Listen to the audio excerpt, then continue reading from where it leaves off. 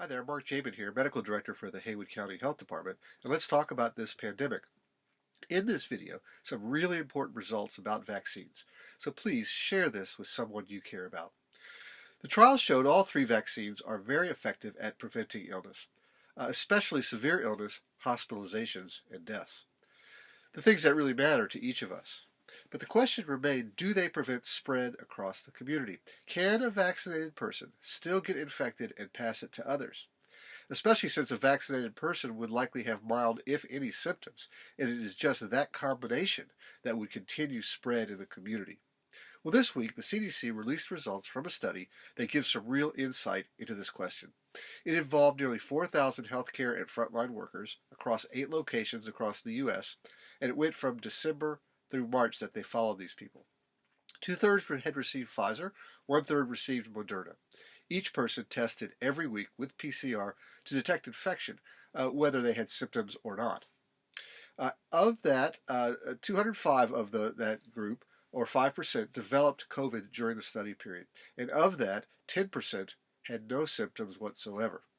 So prior to vaccination, there were 161 COVID infections. During the 2 weeks after a first or second dose, meaning full benefit was not yet achieved, there were 8 infections. And after full benefit, 3 infections. That works out to effectiveness between 70 and 95% when a vaccinated person had full benefit, and they reported that as an average of 90%. And really important, of all those infected, 10% had no symptoms. Similar studies in Israel showed effectiveness at 60% and in the UK 72%. So we have 3 studies that would indicate the mRNA vaccines do in fact decrease infection in addition to preventing illness. Fewer infections and less illness. Not zero, but a good degree of protection. And the J&J vaccine in its initial trials showed similar results. So this is science at its best. The more the studies are repeated with similar results, the more confidence you can have in that result. And to add to these, there is another study that was just been started, looking at transmission after vaccination in 12,000 college students, with results expected in about 5 months.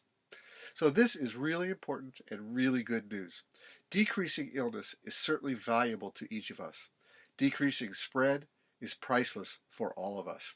So yet another reason you want to get vaccinated. Protect yourself and protect those you care about. So be well and be careful, especially as we head into Easter and spring break.